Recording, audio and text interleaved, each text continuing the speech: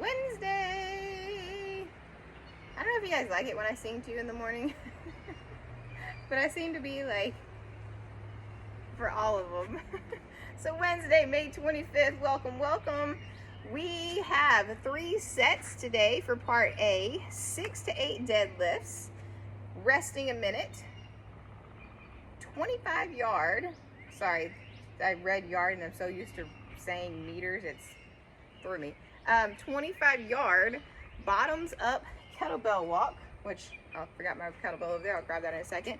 And then resting a minute, and then 60 seconds of double unders or double under practice, okay? 60 seconds of rest before you start the next set.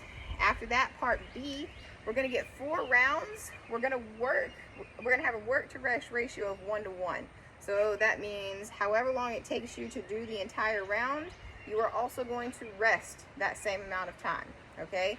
So if it takes me 5 minutes, I'm gonna rest 5 minutes. It takes me 3 minutes and 22 seconds, I'm gonna rest 3 minutes and 22 seconds, okay? So it's going to be a 10 cal bike. If you don't have a bike, that's gonna be a 100-meter sprint. 20 barbell or dumbbell thrusters, okay? So depending on A, what equipment you have, or B, if you want to work on that unilateral movement, if you're feeling kind of off, or if you want to go a little heavier with the thrusters, it's on you. So 20 thrusters and then 30 kettlebell swings. Kettlebell swings are one of my favorite things. I love them. Okay, so what we're going to need today is a barbell and your rings. Okay, let me grab my kettlebell real quick.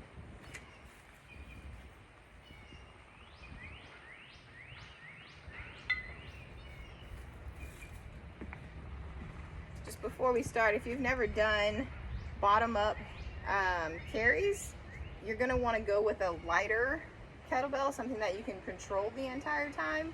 It's just not the same if you have a dumbbell. You can work on it and just work on the positioning of your arm, but it's just nothing really mimics it very well. So when I do a bottoms up, where can you see this best? Right there. So if I do a bottom up carry, right? Bottom of the kettlebell is going to be up.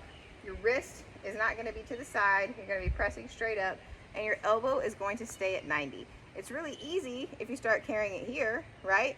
Or if you're kind of like, trying to press it, that actually gets harder. So you're trying to stay right here. You're trying to stay braced. So if I'm leaning back, trying to focus on here, I need to bring my ribs down right where they need to be for all of our hollow positions.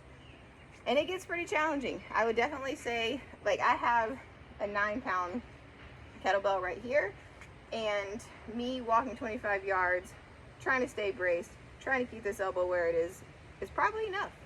All right, I can maybe go to a 13. 13 is probably what I would use. 18 would get pretty challenging for me today. So just throwing that out there, they are difficult, okay? So let's do, what we're gonna do is 3 rounds. I know we have a lot of like 3-round things. It's partially because I'm not able to demonstrate a lot of things with you. They're still just as effective. You're just gonna have to run through a couple of things on your own for this week. I'm so sorry.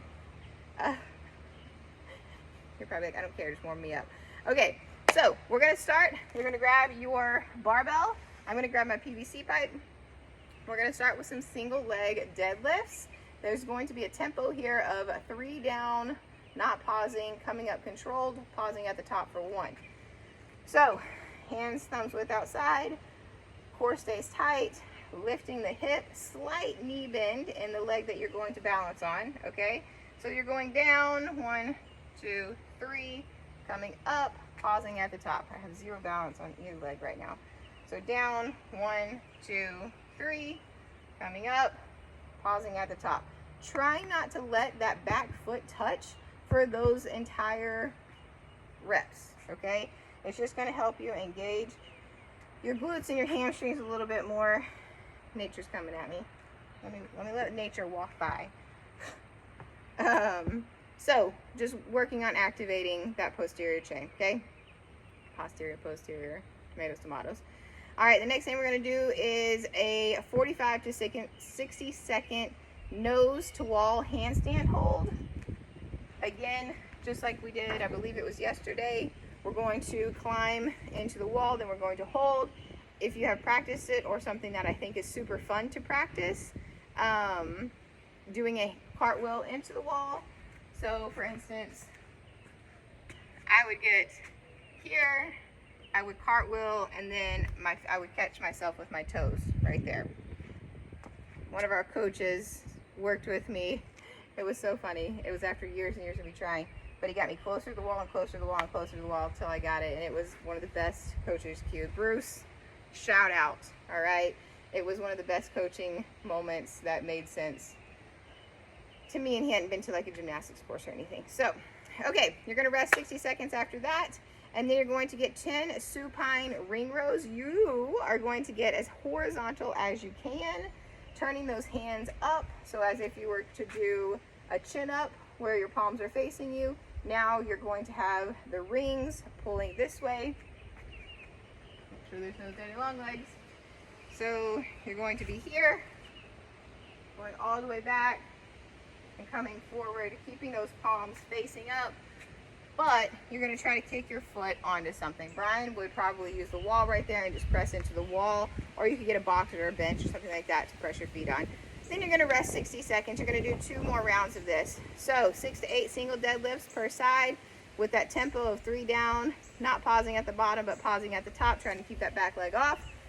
4, resting 60 seconds.